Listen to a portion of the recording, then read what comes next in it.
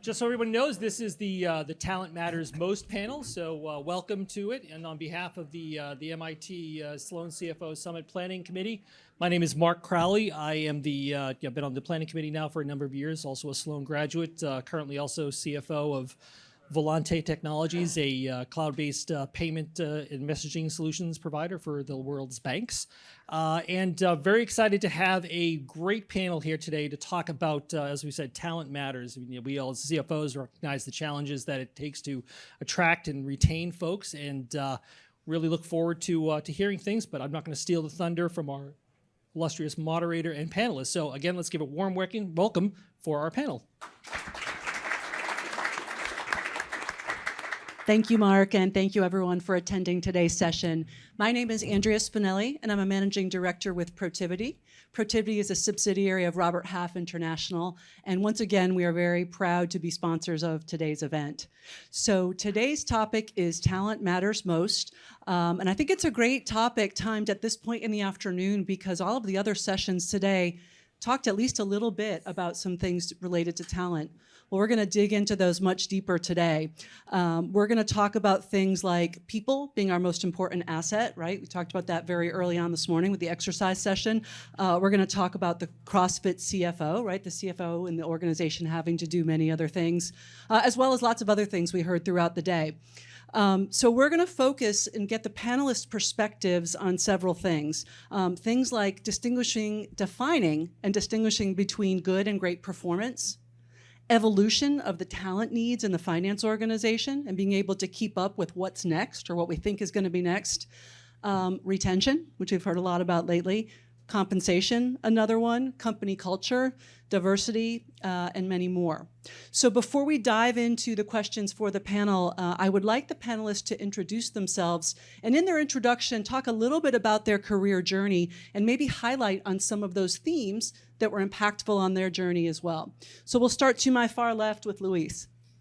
Thank you, Andrea.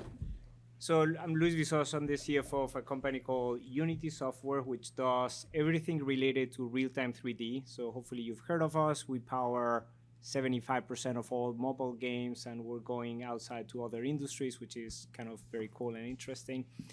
And I started my career a long time ago, as you can tell, at P&G. Spent 23 years with Procter & Gamble, which is a great company, particularly if you think about talent management. Every single person at P&G, or most people, start at level 1 or level 2 if you get an MBA, and that's it. And then you keep on growing from there, which basically means that you're taught that talent is super important. And therefore, if you want better people in the future, 5 years from now, you need to develop people that are under you, and you get a very, very important school of developing talent. After that, I moved to a few years to Cisco, then spent some time at Amazon when Cynthia and I met, which is kind of very cool. Amazon, another amazing company, is fully committed to developing talent. I mean, when I was there, and this has changed, they had 1 million employees, pretty impressive. So the commitment to talent, and we'll talk a little bit more about how good performers and great performers differentiate each other, but I think there is a massive difference in performance that you get. And after that, I decided I wanted to be a public company CFO, joined Unity, and it's been very interesting to be here. So anyway, that's a little bit about me. Great. Yeah. Well, hi everyone. I'm Cynthia Chu. I'm currently the CFO and Growth Officer for Audible, which is a subsidiary of Amazon. I've been there for about 7 years. And before that, I actually begun, Audible, for those, hopefully we have good, happy customers around the room. Great, I see hands raising. So we are a global digital audio storytelling company. And in terms of where I started, actually, similarly to not at P&G, but at GE, once used to be a really great talent management development company. And I started my career there in their financial management program and then move on to their internal audit program. And likewise, there is talent management and very systematically, how do we career development and the pathing there is super important. And I think many Fortune 500, 100 company, like key leaders came out from the GE training program. So I definitely was one of the very grateful for the program there. And then I spent at the time about 12 years with NBC after I spent a few years at GE. NBC used to be owned by GE. And that's how I got into media and entertainment. And then since then, I've been with Audible for about 7 or so years. And I'm very excited to talk about my experience. I'm actually an immigrant. I'm originally from Hong Kong, so a lot of the diversity, inclusion is very near and dear to my heart. So we'll talk a little bit more about that. Great, thank you. Nice to see everyone. I'm Pratyusha. I flew in from California. I'm the CFO of Sangamo Therapeutics. Sangamo is in genomic medicines, and we're very excited. We have 3 programs in the clinic, and we're trying to find cures to medicines to help people suffering from these really terrible diseases. Before I go into my career journey, a little bit about me. I grew up in Pondicherry, which is a small town in southern India. It's a French colony where about 50% people speak French. And it has these beautiful white houses facing the ocean. What was drilled into me from an early age was education, right? My mom could be a dragon mom, I think. And I'm thankful for it because what that did was it built the determination and the diligence, and I took that to my career. So I started off my career, I did my time in public accounting. I did about 4 or 5 years there, and then I went into industry. Living in the Bay Area, I had the opportunity to work in various industries. I worked in semiconductor, in software. I spent about 10 years in a medical devices company called PacBio, and I took on additional responsibilities. I joined Sangamo in March 2019. And within a 2-year period, I joined as a VP of Finance, and within a 2-year period, I got promoted to the CFO. And it's a great retention tactic, and we'll talk about that later. But part of what helped me get the promotion was already acting like the CFO before I got the job, right? Applying the lessons I learned from childhood, bringing that diligence and the determination to get there. Great, thank you. Hello, everyone. My name is Ankur Agrawal. I'm a partner in our New York office in McKinsey, and have been with McKinsey for 15 years for the simple reason that talent matters. Because we are in the business of talent. And I have been energized and excited by what I do every day, and that I think is the core of what talent is all about. A little bit about my journey. I'm an engineer, and the last person to have ever thought that I will do a lot of finance work. But as I was talking to in the earlier panel, I find finance professionals quite fun. So, that's probably brought me to finance function, and I lead our CFO finance practice now in the Americas.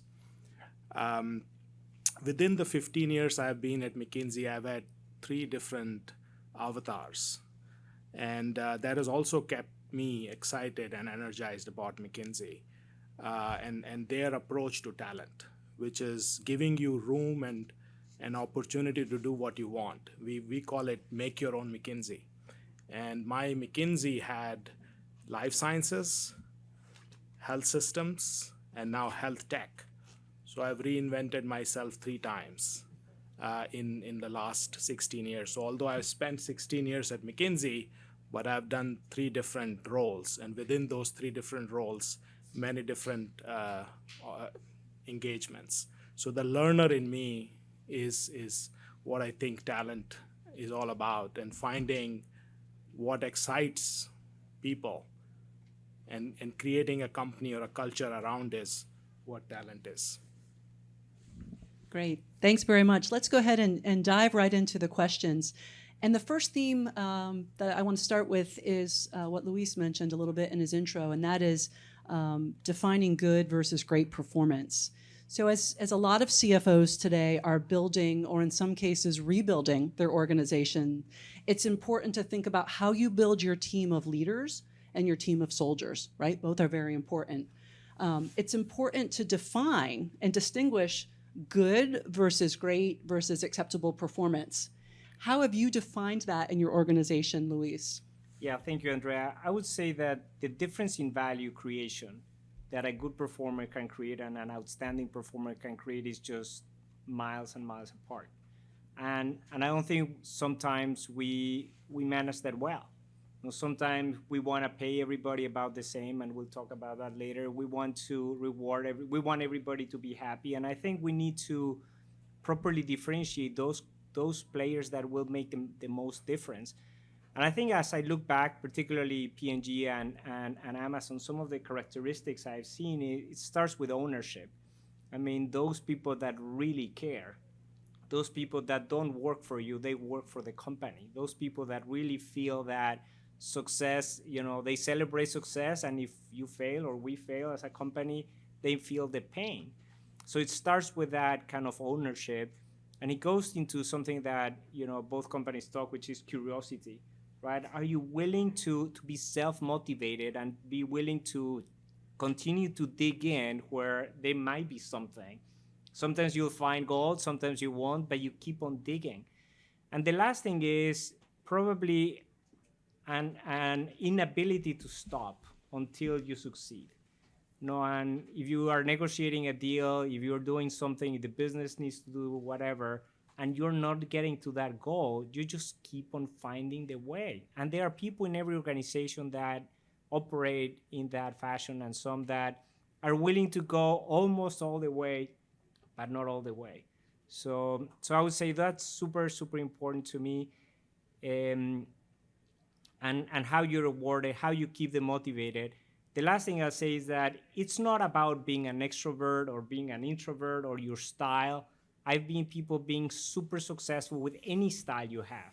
It's about using your skills to really achieve what those amazing goals.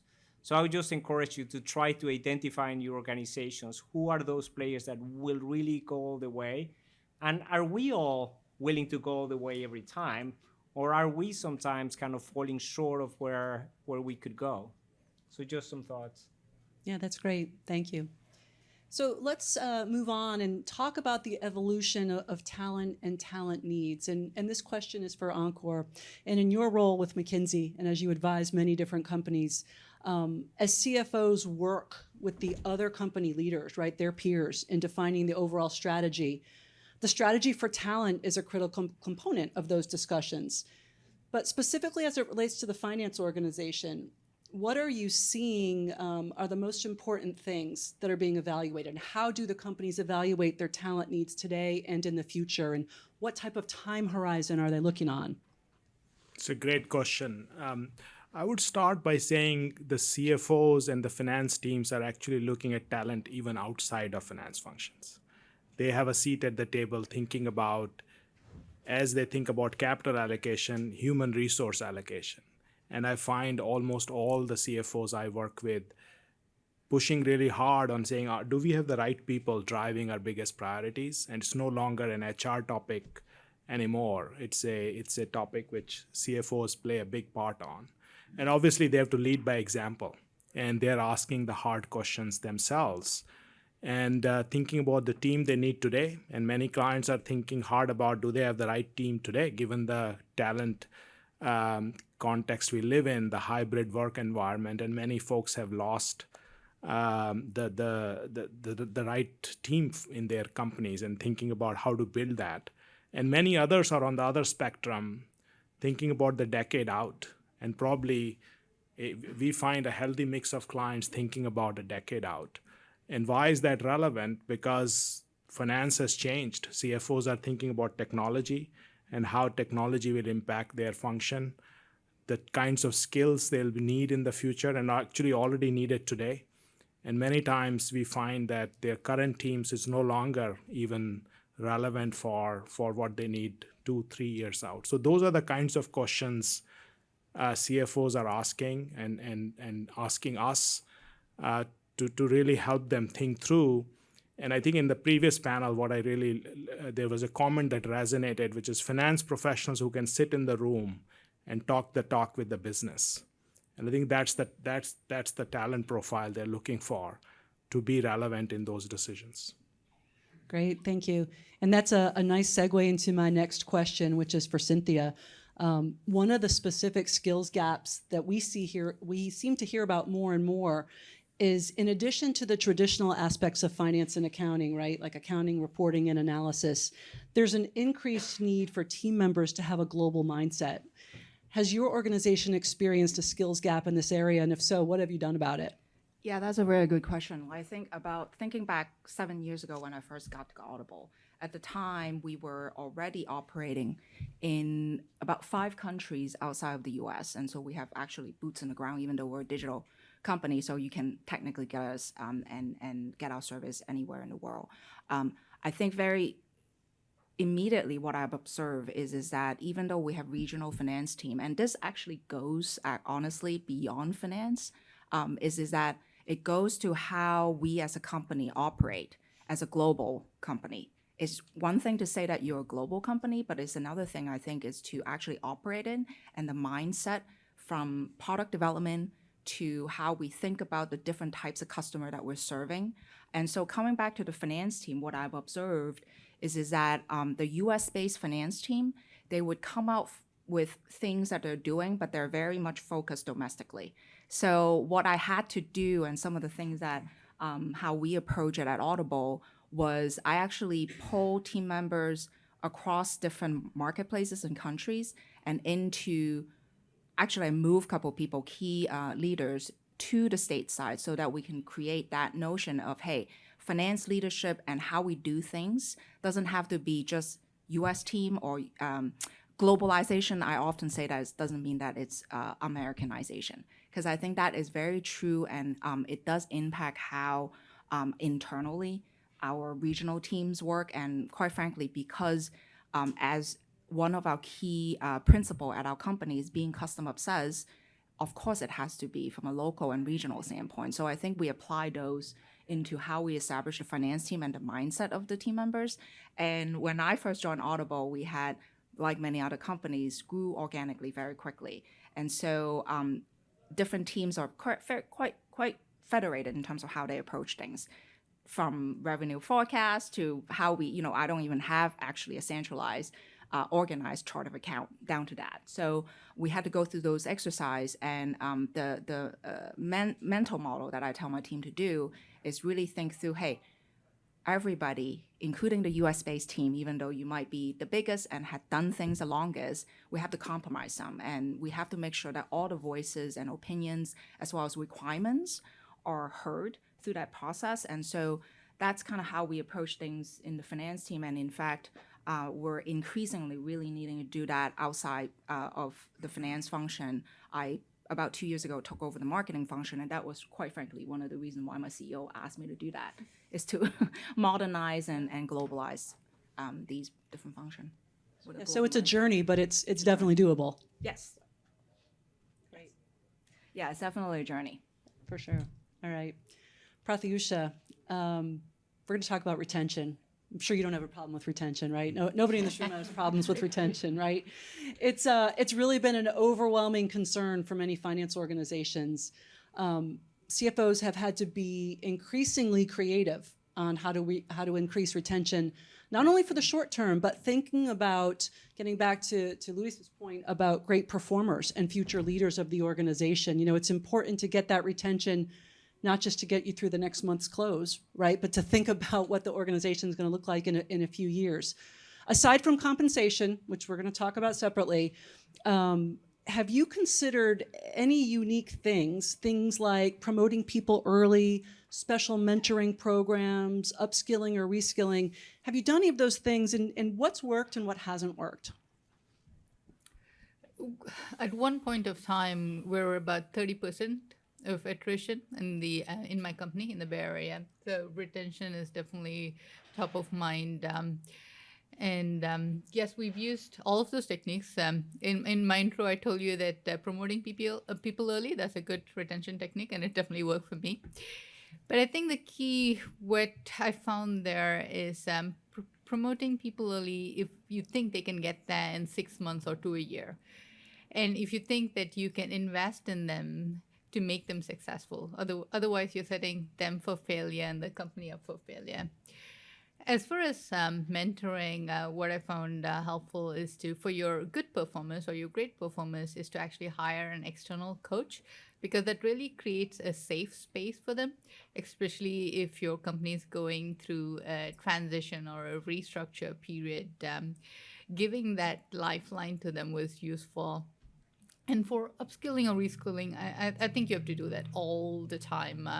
So we've created programs like job rotation where you take your GL manager, give them the opportunity to go do SEC reporting and vice versa, depending on what their goals are. If they wanted to be a controller, that's probably one way to get that well-rounded experience. Apart from those techniques, what I found useful for retention is to really focus on building a positive team culture. And it gets even more difficult in this hybrid environment. And some of those, to create that culture, I mean, this beer and pizza will help, creating those happy hours definitely will help. But some of the proactive measures is to get the wrong people off the bus, right? Your underperformers. Because if they drag the rest of the team down, your great performers will leave eventually. Any other panelists want to comment on retention since it's a struggle for all of us? I'll probably share a bit of maybe a provocative view. I think the companies which I have seen have done well in retention have actually planned for attrition long before employees actually left. And I think that's an important learning and lesson, which is, do you have enough processes, systems, capabilities, redundancies, whatever you want to call it? And interestingly, it has had a positive effect on retention. And it's not that you need to have 1.5 FTEs for every FTE you need. It's not that stark. But planning for attrition is an essential part of your career development trajectory. And I think that has worked for many organizations and often overlooked as part of hiring and getting people on board. I mean, just adding to what Prati was saying, I think sometimes you want to lean forward and promote somebody a little bit early, but you have to be convinced that the person can make it, because otherwise you're bringing the bar down.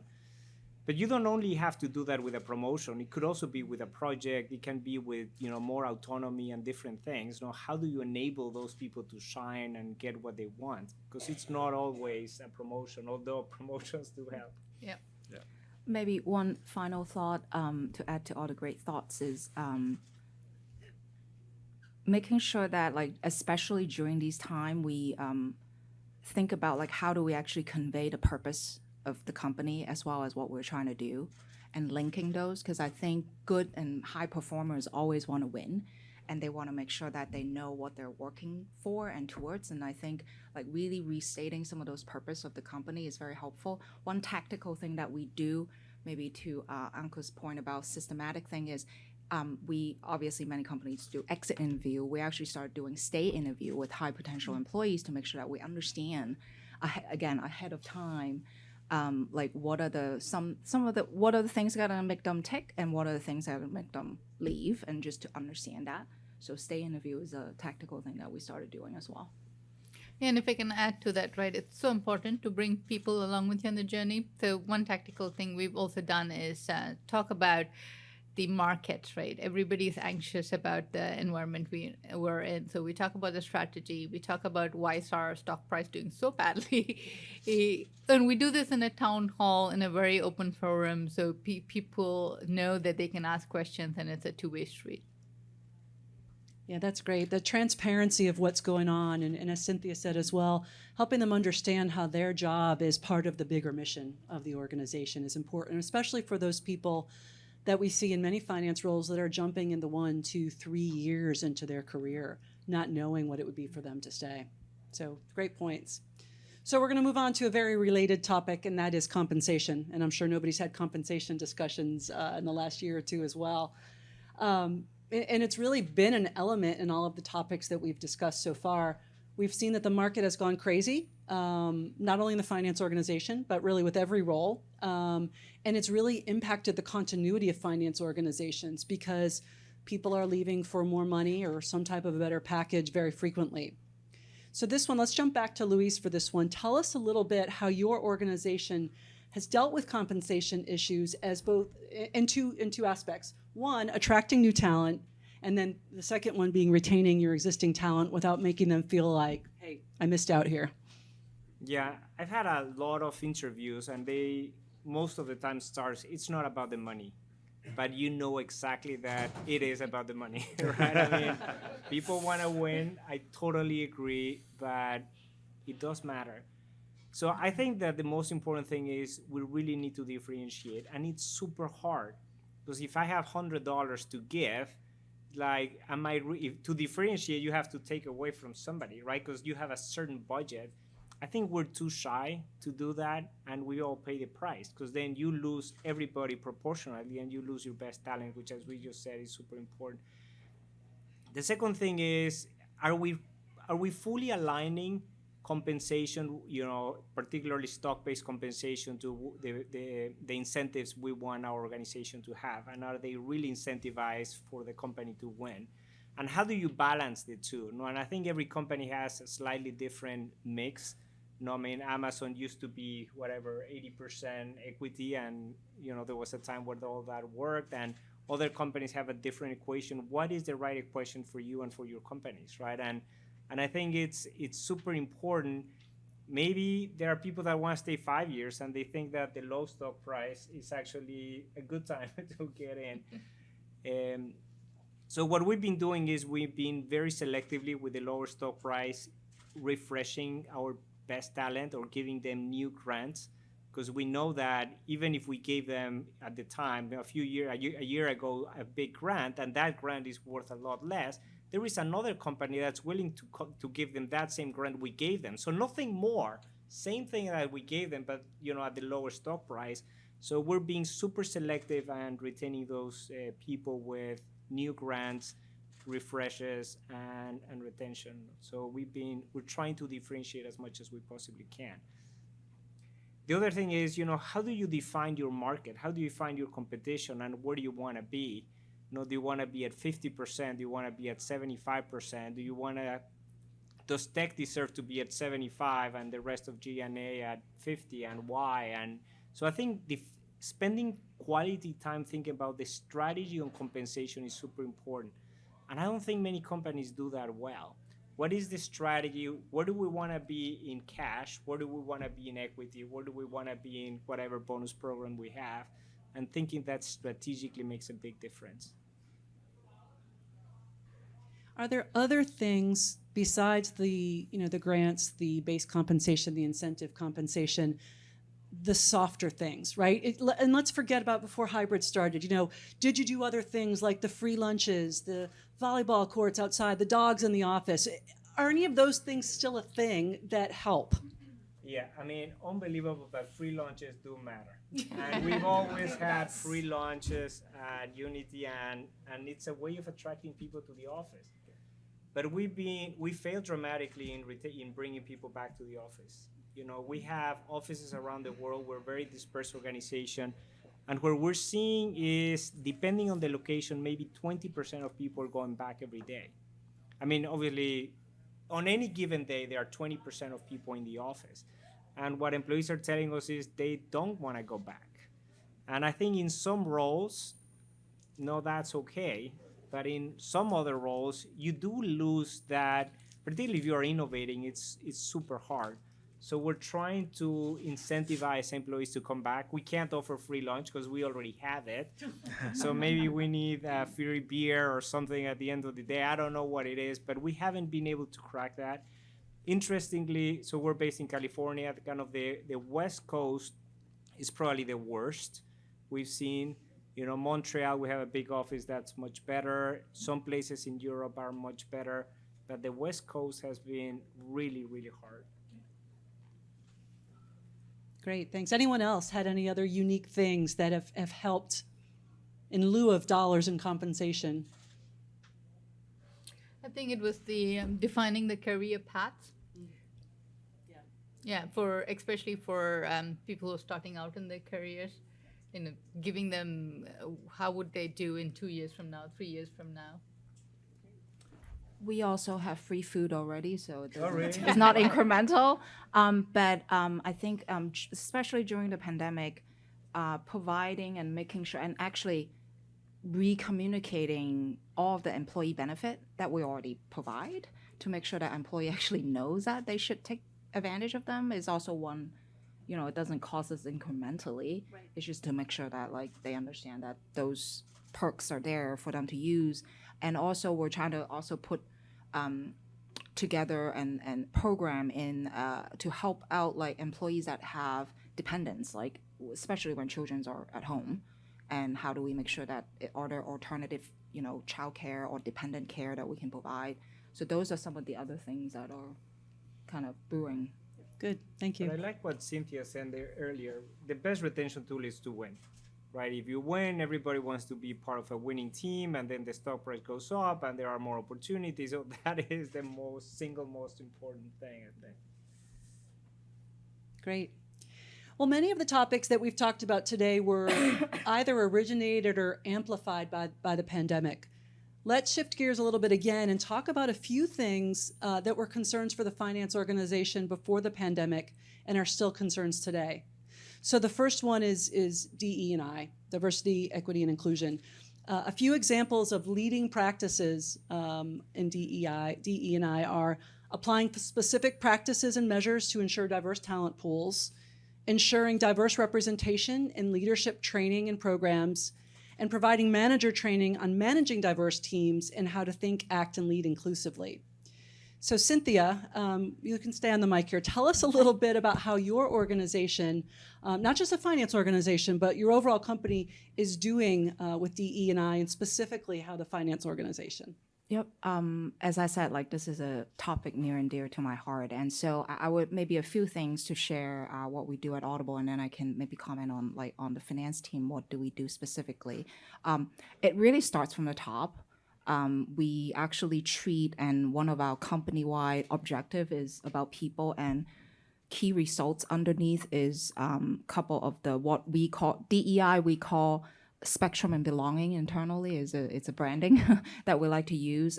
We essentially wanting our employee base to reflect the glories of human spectrum and making sure that we're creating a environment that they feel that they belong, whatever that orientation is. It could be race-based, it could be, sexual orientation and whatnot, and different background.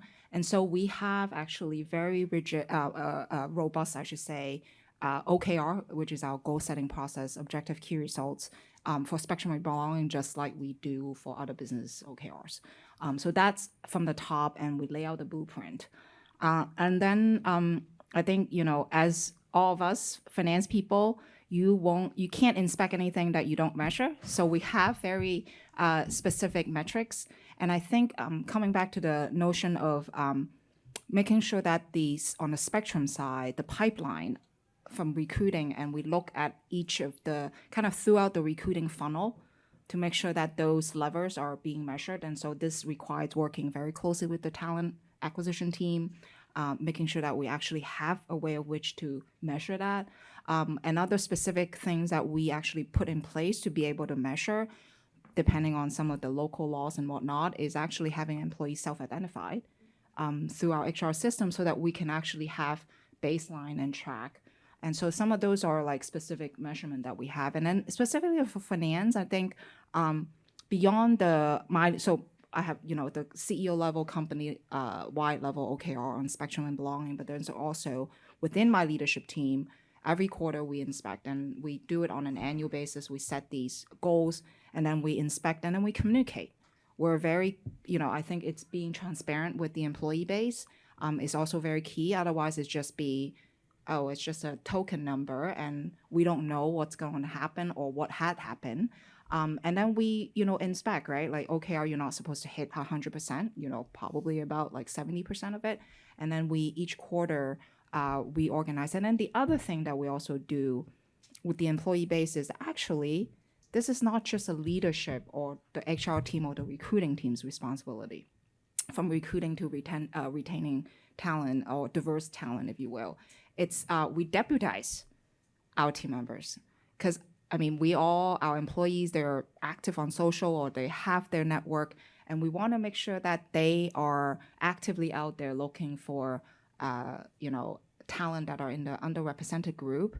And then when we do have interviewees that are underrepresented group, and if they choose to, we actually recently implemented kind of a recruiting buddy system, if you will, that would allow candidate, if they want to, talk to someone who are maybe in, similar background, doesn't need to be in the same department, so that they can get a view of how does it work for a Black employee, how does it work for an Asian employee in Audible. So some of those are tactics and strategies that we've been using in Audible. Great. Anyone else on the panel have thoughts on diversity and how your organization is doing with that? Maybe I can add, at least within our firm and also at some of our clients, what we observed was that we lose momentum at the middle management. That's where a lot of challenges happen, whether it's progression or people, even if you're able to attract diverse talent, they sort of lose the traction at the middle management. So we have lots of focus on making sure that the middle layers of the organizations are nurtured, and there are programs to provide the right encouragement, career development, career paths for middle management. And there's even sharper focused on middle management career paths, and managers are measured on how they are sort of mentoring and encouraging middle management in their respective roles, and relying on peer networks to encourage a lot more collaboration at that level. Because like, if you take example of women in our organization, you want to have role models. And if the role models are not at senior levels, you tend to not find that might be a place for you to thrive. And it's harder, of course, in consulting where you travel, etc. And that has been the stereotype. So how do you break that? So fostering women mentorship and also other diversity and affinity groups, very much focus on the middle management, and agree with what Cynthia shared as well. Great, thank you. And I've got another one for you, Ankur. This is another topic that existed before the pandemic, and that was the expanding role of the finance organization and how the CFO and the CFO's team is being asked to do more, oftentimes with less. These can be things like increased responsibilities due to changing conditions and technology, things like the shift to cloud-based applications, the increased need for automation, ESG strategies and reporting, and other things just due to the changing demands and expectations of internal customers or even external customers as well. So tell us about the organizations that you work with and the CFOs that you're working with and how they're meeting those needs, especially in the talent shortage that we're in right now. Yeah, excellent question. We do a survey every year of CFOs, and the last count, there are at least 6 different hats a CFO plays and owns, right? Whether it could be direct reporting lines on procurement or IT or investor relations, and of course, classic finance functions as well. And that cascades throughout the organization. So this risk of fragmentation is real. And companies which have done well under this context have tried to manage that fragmentation in a way that is productive. So what that means is this balance between generalist skills and specialist skills. So having a pool of more specialists in select roles and more generalists in roles which can become more generalist, and they need not be done by finance professionals per se. And having that clear delineation, I think this notion of projects and extending it to say what kind of roles a non-finance person can actually do, and can we encourage a lot more cross-pollination in our teams to flex up and down based on the types of demands on the finance function. So I think that's redesign of that model. A lot of our clients are thinking about, and we are actually experimenting and doing that within our firm, where we have people who are not traditionally finance trained doing a lot more of those tasks, and of course deep specialization as well in parallel. I think the second notion about technology is real as well. I think we can't imagine a world, or at least I can't, when in 10 years finance will be very different. A CFO, I think this iPhone has changed every one of our lives, but very little of finance function is on the iPhone. It is my hope and prediction is that finance will become an iPhone, or iPhone will be on finance. And are we ready for that word and that transition? And how do you really create that? And I think that's what functions and finance function in particular are thinking about on how do you move in that direction. And they're like baby steps today, whether it is visualization, automation. These are already taken roots in other organizations. Artificial intelligence, machine learning, they're all beginning part of the lexicon of finance functions. So I see like these three trends or these three ways to manage that fragmentation, which is a lot more generalists in, of course, not in everything, but in select areas, multi-skill, doing different tasks, because finance is all about decision enablement. So how do you sort of really enable right decisions, compliance and controlling, and those tasks which are a lot more specialized, and then infusion of technology in a big and material way. I think that's how finance is evolving and will continue to evolve, I think. That's great. Thank you. Thanks. Let's go back to a topic that was created by the pandemic, and that is a very popular one. Pratyusha, I think I'm giving you all these to start with, but it is return to office versus hybrid versus remote. Tell us what your organization is doing today. Tell us what you've tried, what's worked, and how you've had to shift and pivot. Remember when the pandemic started, we all thought we'll be back in the office in 2 weeks? Yeah, well, that didn't happen. So when things started getting better, we encouraged our employees to come back into the office. We suggested it many times, but that didn't happen either. We couldn't really get them to come back into the office. What we've learned is people got really productive and efficient working from homes. But what we also learned is there was no connectivity, and that also led to that 30% attrition I was talking about, because no one knew each other, so they didn't feel that they had a relationship with their boss or their peers. And so what we had to do is we had to mandate, at least for the finance team, we've mandated people coming into the office Tuesdays and Thursdays. And we've also defined what kind of work we'll do. We said for those days that we're together, it'll be very purposeful work. It'll be like, new projects, problem solving, collaboration kind of work. And the mundane status updates, other regular meetings can be done on Zoom. And we've initially we had some struggle, but what we've started to see is people actually laughing, having those coffee conversations. It's led to a reduction of Zoom meetings because you can answer that question over a 5-minute stop by your desk. So far it's been working okay. Great. Sounds great. Anyone else on the panel? What's worked? How many times have you had to pivot in your strategy? I think we're still pivoting and experimenting, if you will. Maybe different than Pratyusha. We did not mandate, but we did essentially kind of cascade that responsibility down to each of the team leaders and ask them to decide what's the right cadence for their teams. And it's a little bit difficult for the finance team because we obviously do support and we work with many different, basically everybody in the company from a stakeholder standpoint. So it's, to her point, just finding those purposeful moments and being intentional and creating moments that you need to be at the hub. We call it hub and home. We brand everything at Audible.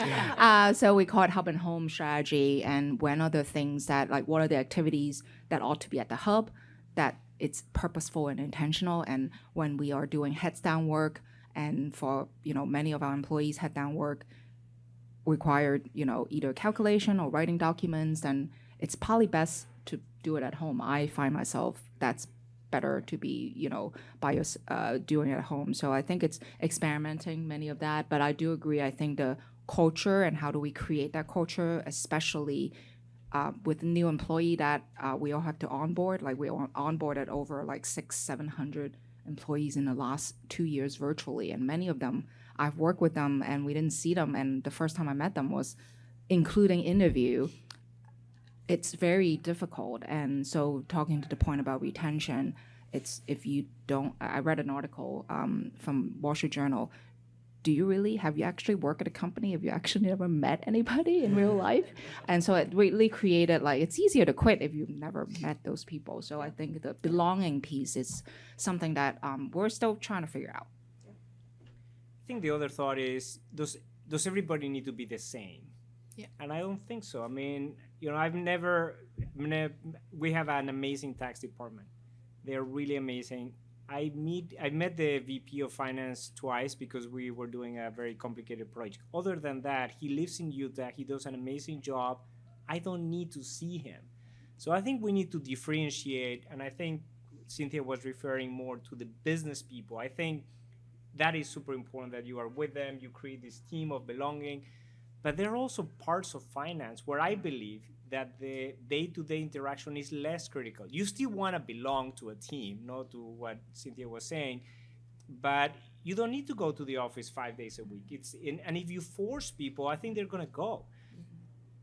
And the other thing is you're making a choice on their time, which at the end is your time, or part of it is your time. So if I have to spend an hour in traffic on the way to the office and then back, I mean, it's a trade-off. Am I gonna work less, or am I gonna have less quality time? So you just need to be super conscious of the choice you're making, in my view. And it's not the same answer for everyone. Yeah. Yeah. Great, thank you. Well, I want to make sure we save some time for questions, so I want to go rapid fire amongst the panelists here with one closing question that each of you will answer, and that is what you think the most critical issue is in recruiting, developing, and retaining top talent in the future. We'll start here with Ankor. I think this notion of aligning your company's purpose with what the future talent needs, I think that's really hard. I think it's going to be really critical. We face it every day. We serve clients of different types, and I think making sure the younger generation really values what we do, I find very hard to do. Yeah, and I want to echo Anku's thought. And plus, I think it's you can't get lax about it. You have to continuously keep creating that environment and the opportunities so that your good people are growing and learning, so they don't become stagnant. That's a very interesting question. I think the way that I would answer it is it will evolve depending on the time that we're in. Currently, at least in a tech company, everywhere else we have it's not talent shortage. We probably have potentially in the next 6 to 12 months, a lot of companies aren't actually hiring. And then I think going to the notion I think Luis mentioned before is how do we prune the unregrettable attrition number, and to be tougher. It's going to be it's not going to be an easy decision, but so that we can keep our top performer from a compensation and morale standpoint, keep them. So I think that to me, at least in a near term, is a challenge. Yeah, and how do you keep your people 100% challenged? I think that is super important. See around corners, keep them challenged, thinking about, I think Ankush was talking about the future. How do you keep them super challenged so they're not thinking about bad things? Keep them challenged so they're focused on their job and contributing. Great, thank you so much, panelists. Now I'll open up for questions. Yep, and I will hand the mic to...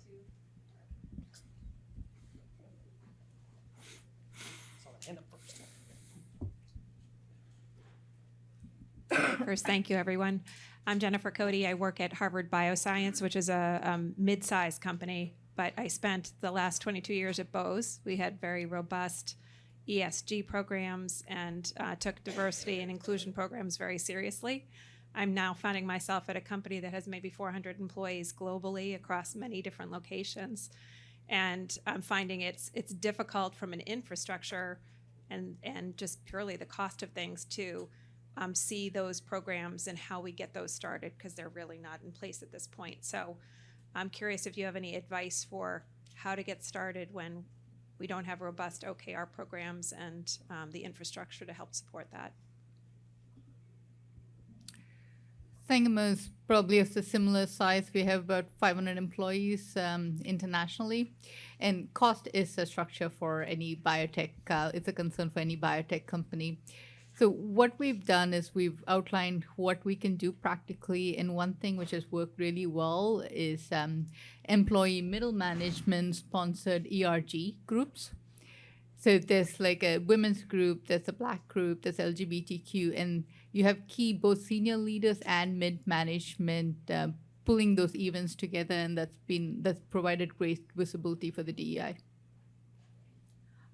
Maybe another point to that to add is kind of going to the notion of deputization is to make sure that all of your regional and local offices, they understand that this is not a corporate top-down type of activity, but like maybe a bottoms-up, and to have it more of a grassroots approach.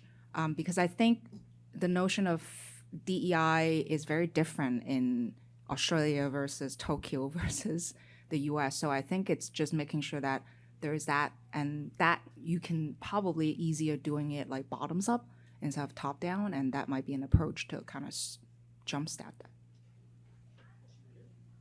that. Matt Budd, I chair the Financial Executives Networking Group. My background is intellectual property companies, and I'm wondering if any of you would like to talk to Elon Musk.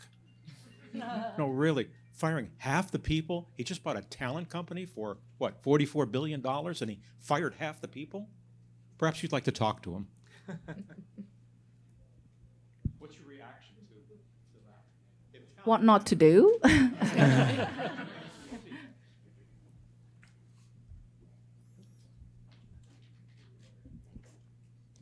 Hi, I'm Diane Garner. I'm the CFO at Kodak Alaris. And one of the things that we're struggling with from a DEI perspective is in some of the countries where we operate, DEI is not necessarily a focus, or sometimes it's actually quite difficult.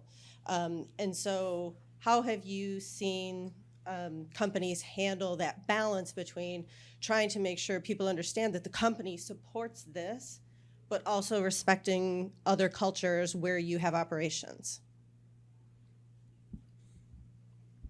I mean, I worked for P&G for 23 years, which is basically everywhere, and I couldn't find a country where a version of DI was not relevant. So I'm not sure what country, and maybe I don't know if you want to go there, but we, Asia, Africa, Middle East, everywhere, we were able to actually get a program going and drive diversity and inclusion.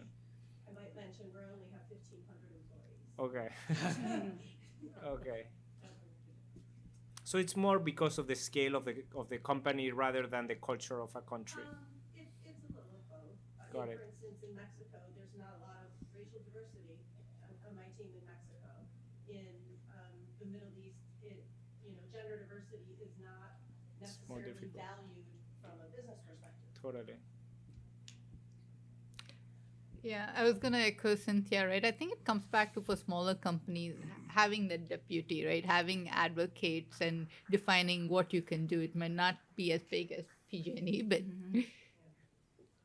Yeah, I think we, in our Berlin operation, this was probably about 2-3 years ago, being in, because we're headquartered in Newark, New Jersey, and so supporting underrepresented group, particularly in Black and Latinx, is core to our company DNA, right? So that is part of our purpose. However, in our Berlin office, their manifestation is a little different. And so I think it's a little hard, I think, for medium, smaller size company. Our company is about 2,000 people. It's how do you actually get those local teams, and there's probably employees in those, and all of our, even our, in our smaller offices that have maybe 10 to 15 people, there's probably some issues, maybe it's not exactly DEI, but like there's probably some inequality issues that employees are, caring for, and then maybe start from there. I think that's kind of how we've been approaching it. But I think even large companies in the US in tech have not cracked the code. No. We haven't in tech, really.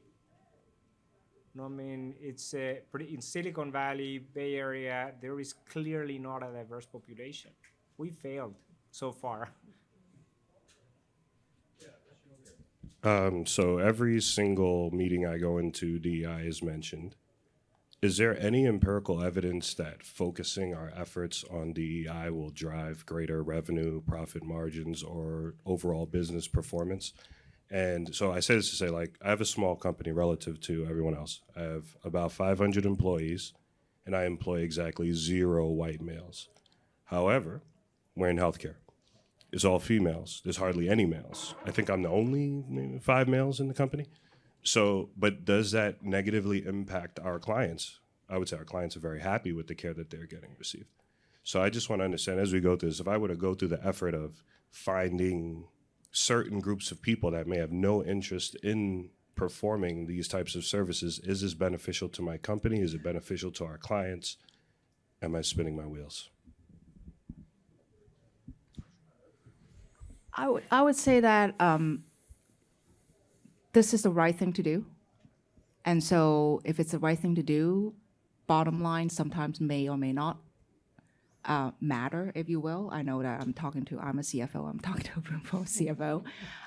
But I do think in the long run, as a society, I do think that like what's good for society will eventually, it might take a little bit while to be good for business, but I do think that this is something that I think as corporation, big or small company, we have responsibility to make sure that we're driving those kind of movement, consideration, and whatnot. And you may not see that immediately in your bottom line and in your business results, but I do think that's a certain time. We have a notion internally measuring marketing is there is a bucket of feels right things that you know that is feels right, and you don't necessarily can measure every single dollar incrementally in terms of the incremental ROI. And so that's kind of how I would approach it. And that truly is how we internally see it. We invest a lot into Newark as a neighborhood. We're part of the revitalization of that city economically. So like we don't see a lot of those directly impact, but like that, we believe that's our mission. It's part of our purpose. And so that's kind of like how I would approach it. Do we have any understanding that people are happy about being food as well?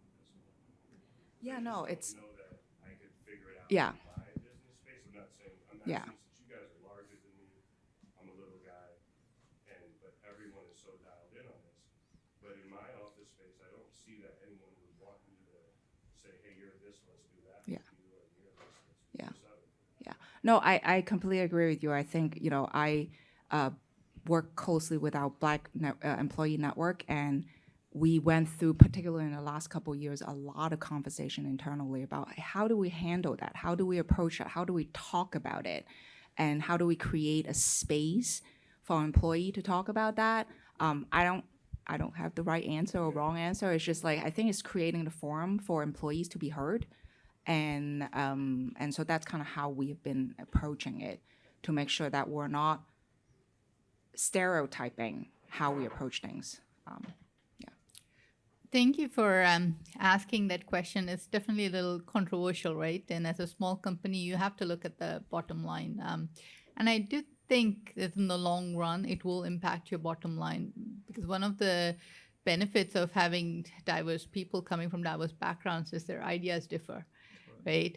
And you don't know, you're doing well on revenue right now, but you don't know what better ideas, what different ideas could do to your company in the future.